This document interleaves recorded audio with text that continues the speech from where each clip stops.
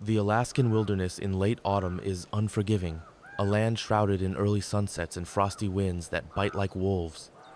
The five friends had set out for a routine hike, eager to breathe the wild air and lose themselves in nature. But now, 2 days off course, they were utterly lost. Mark, ever the light-hearted one, tried to break the tension as they trudged through the dense forest.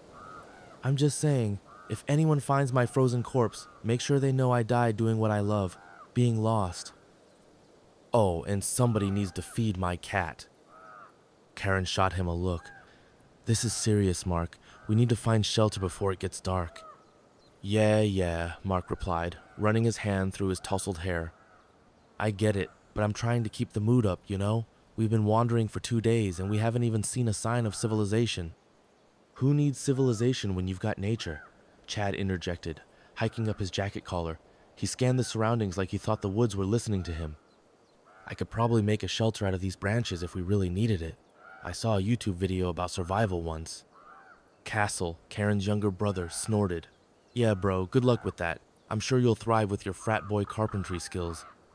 Darren, ever the quiet protector, walked a few paces ahead, eyes sweeping over the trail that barely existed. He stopped suddenly, causing everyone else to halt behind him. The wind picked up, howling through the trees like a distant wail. A storm was coming, and the wilderness was already growing darker than it should have been at midday. "We need shelter," Darren said softly, "and we need it now." Almost as if summoned by his words, the tree line thinned ahead, and they could see it, a massive, hulking structure on the shores of a dark, brooding lake. The lodge appeared suddenly, looming in the distance like a forgotten giant. The lake behind it was deep, black as tar, and eerily still, reflecting the thick clouds that were gathering overhead.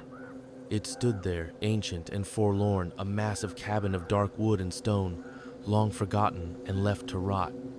The roof sagged in places, and the windows were black, void-like eyes staring out at the five travelers as they approached. The storm clouds rolled closer, and the wind kicked up even more, carrying the scent of rain and something metallic, something faintly wrong.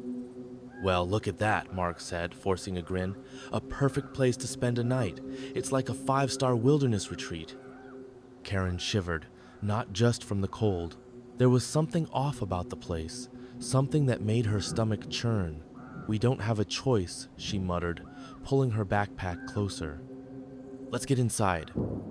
The wooden steps creaked under their boots as they ascended to the lodge's front door, which hung slightly ajar.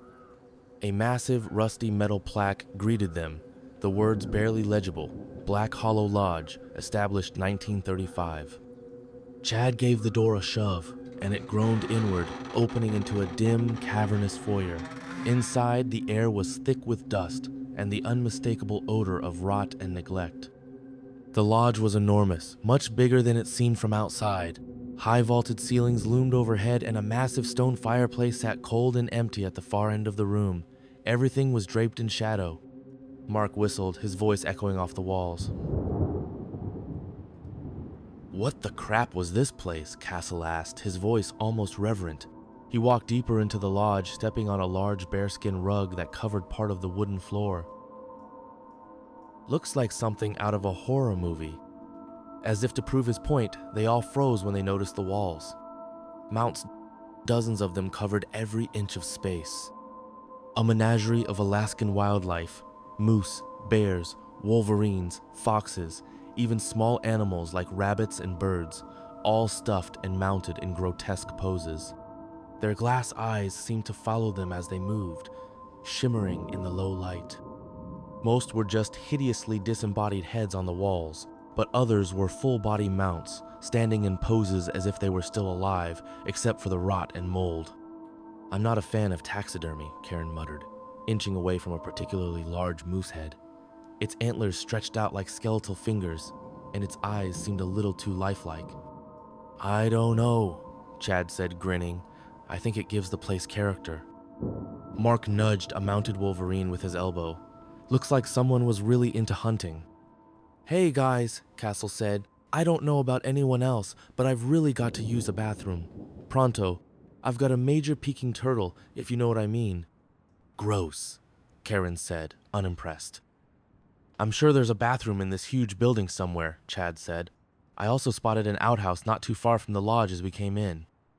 That's good enough for me, Castle said anxiously. I don't think I'd have time to try and find a bathroom in here. Castle scurried out the front door, almost at a waddle. Wow, Mark said. I hope he makes it in time. Castle hustled down the front steps and ran over towards the right side of the lodge. Tucked not too far in the trees was a crumbling building the size of a phone booth. The moon-shaped cutout on the door tipped him off he had found what he was looking for. Castle quickly jumped in, closing the door behind him. He lifted the rusty metal toilet seat lid in anticipation of his impending relief. What met his eyes as he opened the lid sent a surreal wave of shock and terror down his spine. The dark hole he expected to see was in fact what appeared to be a bottomless pit, glowing green. What the? Castle mumbled under his breath. He felt a wave of fetid warm air rush into his face. He quickly slammed the lid down and stood, unmoving. I am definitely not crapping here. The four others jumped as Castle came bursting back into the lodge. Holy mother of pearl, Mark shrieked. What's going on? Karen said, startled. Let's just say, Castle stammered, you guys are going to want to find a bathroom in here somewhere. What are you talking about? Chad demanded. Well, it's like this.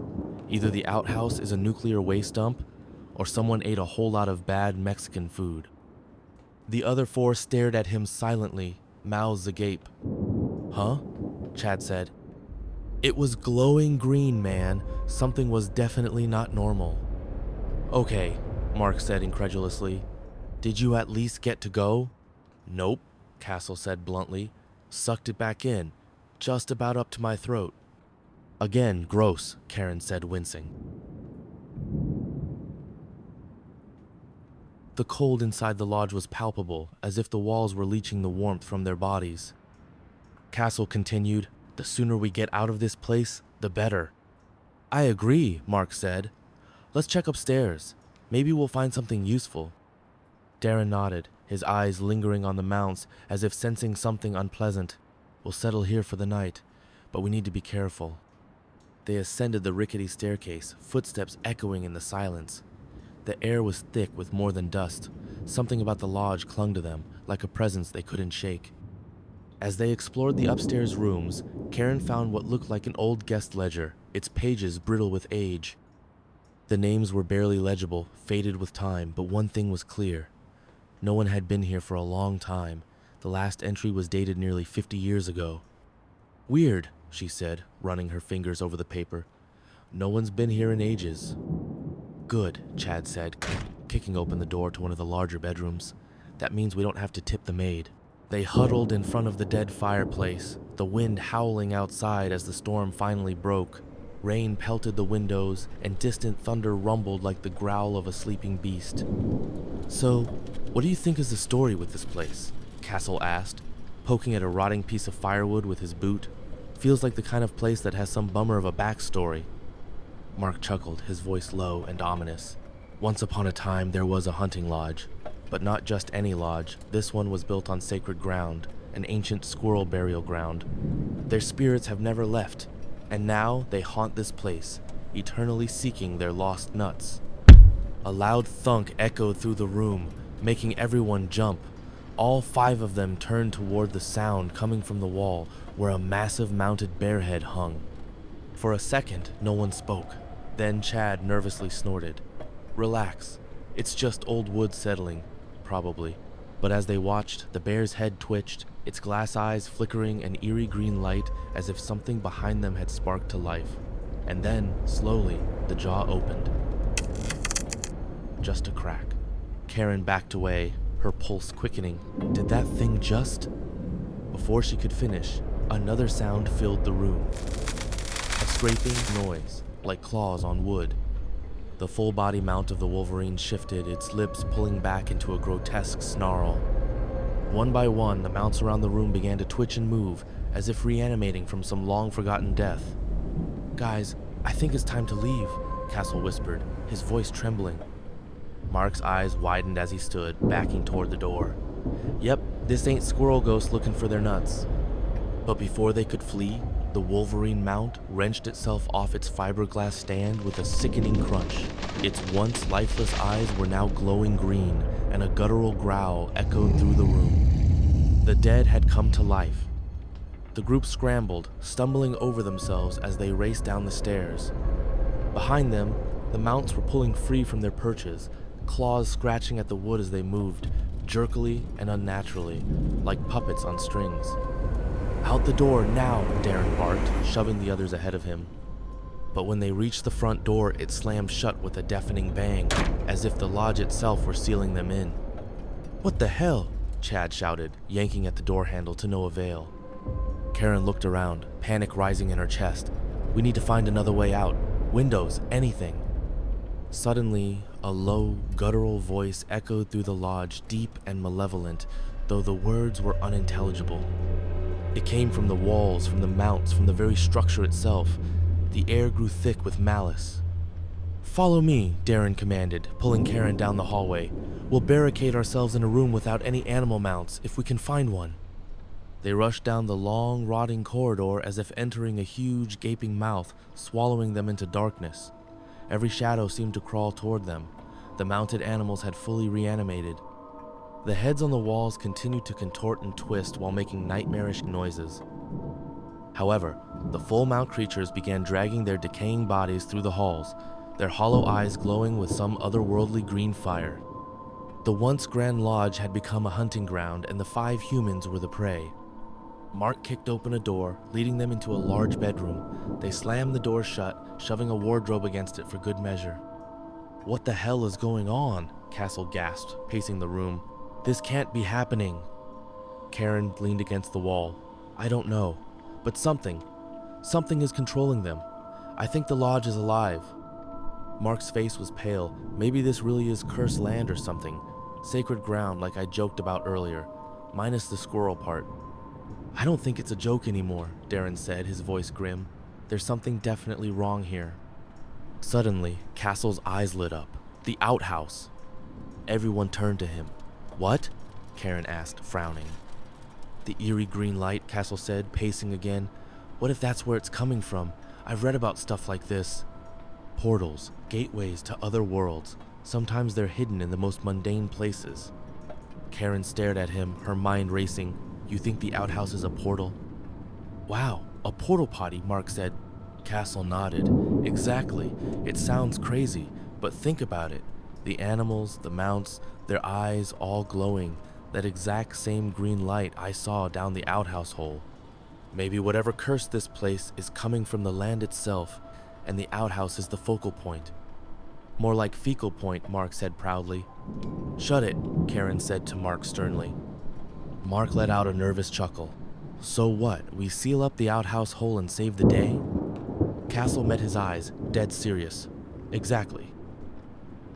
They armed themselves with whatever they could find. Rusted fireplace pokers, broken chair legs, anything to defend themselves. The lodge creaked and groaned around them, as if alive with dark energy. The storm outside raged, rain hammering the windows in a relentless downpour. They could still hear the animal mounts shambling through the house, grunting and snorting. "I think if we can stay out of those taxidermized zombies' sight, they won't be able to find us." "I'm thinking their hearing and sense of smell doesn't take well to taxidermy," Darren said, his voice steady despite the chaos around them. "That's a pretty broad assumption," Karen said. "And is taxidermized a real word?" Darren shrugged. "Okay, so we need to figure out a way to seal that crapper shut. Castle, you seem to know more about this. What's the plan?" Castle stared blankly, his eyes wide. "We need to find a way to collapse the ground under it, seal whatever's beneath it. It might be the only way to stop this." Karen's heart pounded in her chest. "How do we do that?"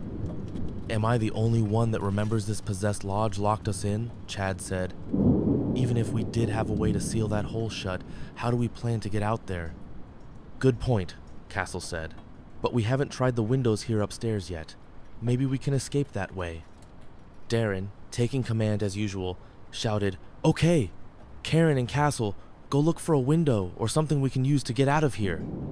I'll go with Mark and Chad to look for something, anything that might help shut that portal." They all nodded in agreement and went off to their appointed tasks. Darren and Mark carefully began their way downstairs. Chad, slower but right behind. The noise of the possessed animal mounts grew louder. Upon reaching the bottom of the stairs, Darren peered around the corner and found himself staring into the glowing green eyes of a decaying black bear. Darren screamed and fell back, knocking over both Chad and Mark. Disgusting cracking noises filled the air as the zombie bear stood up on its mummified haunches. It let out a loud, low, raspy growl that sprayed Darren's face with decades of ancient dust. Darren swung the fireplace poker wildly, connecting with the bear's lower jaw. It ripped the jaw loose as it hung from the carnivore's skull like a limp sock. The bear swung at Darren, knocking him through the sheetrock of a nearby wall. Darren landed with a heavy thud on the unforgiving wood floor, knocked out cold. In shock, Mark and Chad stared at each other, totally out of their minds with terror. Their fight-or-flight instinct kicked in, and they both jumped up at the same time. They scrambled blindly down the nearest hallway, flailing like madmen. They could hear the black bear zombie right on their heels. As they rounded a corner, Mark smashed face first into the rear end of a full moose mount. Chad then ran into Mark, and they both tumbled to the floor. The moose reared up on its hind legs and slammed its front legs down in an attempt to kill the human intruders. Mark rolled out of the way, but Chad's right leg wasn't so lucky. The hoof snapped his femur like a stale breadstick. Chad howled in agony. Just then, the bear rounded the corner and crashed into the moose, who was in the middle of rearing up again to administer the fatal blow to Chad's head. This time, it was the moose and bear's turn to tumble to the floor. Mark seized the opportunity to grab Chad and drag him into a nearby room. Chad screamed in pain as Mark almost threw him through the doorway. Mark slammed the heavy wood door and quickly barricaded it with a large metal shelving unit standing nearby. The shelf formed a wedge between the door and a pony wall a few feet away. I couldn't have planned that better, Mark thought to himself as the sound of crashing and clawing came from the other side of the door. Mark knew they couldn't stay there forever. "Chad, we have to keep moving. Can you stand it all?" Mark yelled. "I don't think so," Chad whimpered. "I think I'd need 2 intact femurs to do that." Mark looked down at what was once Chad's leg. It looked more like roadkill now. Mark grabbed Chad again and drug him deeper into the room. "We can't just stay here." Mark grunted, "We've got to hide you somewhere while I continue to search." Chad squealed as Mark roughly dragged him into what appeared to be a broom closet. "Stay in there and don't make a sound," Mark barked as he shut the door. Mark looked around the room. It seemed to be some sort of extremely fancy man cave. "There's got to be something useful in here," Mark desperately thought to himself. He ran over to a desk in the middle of the room and started ripping through the drawers. The clawing and scraping on the door continued to reverberate through the room. Splinters of wood started appearing on the inside of the door. Just then, Mark heard a muffled voice, Chad's voice, from inside the closet. "Mark, come here. I think I found something," Chad croaked out weakly. Mark ran over to the closet door and swung it open. "What is it?" Chad was still crumpled on the floor just as Mark had left him, but he had a lit lighter in one hand and what looked like a stick of dynamite in his other. "What the heck are you holding in your hand?" "It's my lighter," Chad said, confused. "Not that hand, you idiot," Mark yelled. "Your other one." "I think it's dynamite. I found it in this box with a whole lot of fishing tackle," Chad said. "Dynamite?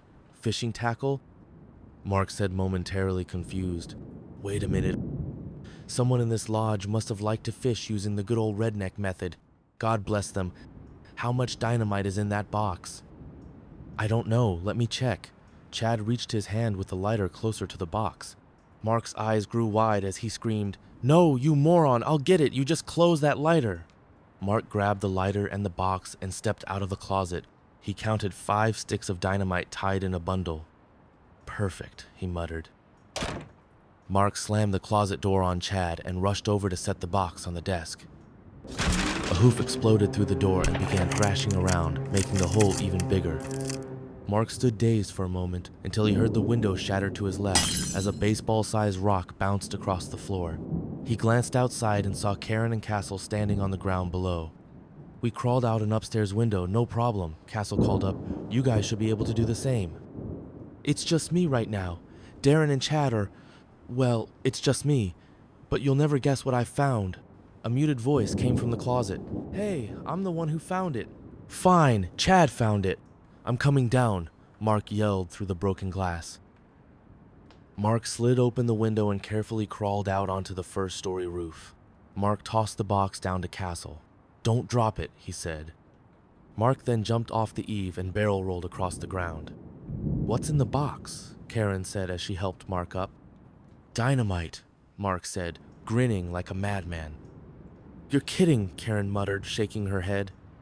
Not kidding, Mark replied, already moving toward the outhouse. Apparently, they had a booming fishing charter business at this lodge. Loud crashes echoed through the window that Mark had just exited. Sounds like my two animal friends finally got through the door, Mark said. The group tore through the underbrush, scrambling as fast as they could to the outhouse, dynamite in hand. In the distance, they could see more of the animal mounts coming toward them, a caribou, a bison, and a polar bear, eyes glowing green. Crap, not fair, Karen said. The rain had turned to sleet as they made their way to the outhouse.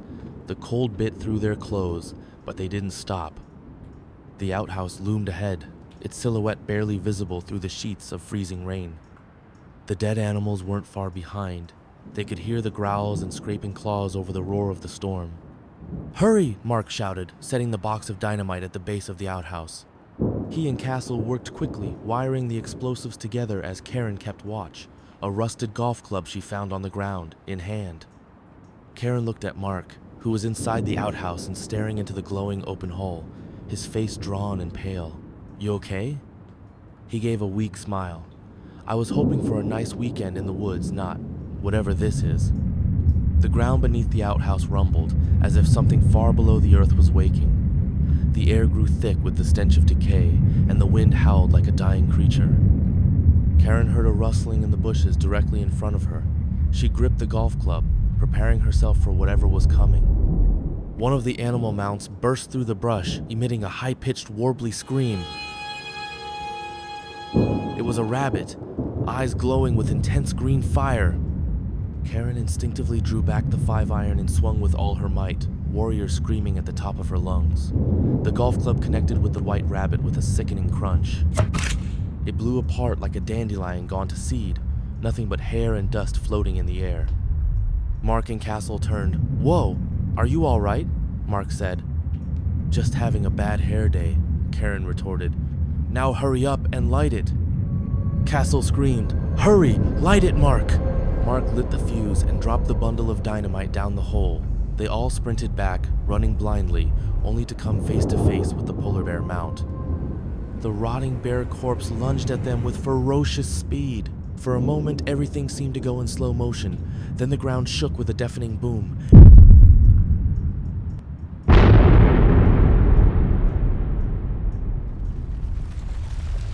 And the outhouse was obliterated in a bright green flash, wood and dirt flying into the air. The earth beneath it collapsed in on itself like a supernova, sealing the portal and whatever evil it contained within. The polar bear mount froze mid-lunge, its glassy eyes going dim. One by one, all the mounts crumpled to the ground, lifeless once more. The storm began to ease, and the oppressive weight that had hung over the lodge lifted. They stood in the wreckage, soaked to the bone and exhausted, but alive. Well, that was fun, Mark said, though there was no humor in his voice. Karen smiled faintly. We survived. That's all that matters. Karen looked out at the destroyed outhouse, then back at the lodge. Let's never ever come back here. Agreed, Castle said, shaking his head. No more wilderness adventures for me. As they trudged away from the lodge, Mark stopped. Hey, guys, maybe we should go back just one more time. To get Chad and Darren. Oh, yeah, Karen said. As they walked back toward the lodge, Karen couldn't help but glance over her shoulder at the lake, its surface still dark and brooding, reflecting the clouds above. There was something ancient and unknowable about this place, something that would remain long after they were gone. But for now, the nightmare was over.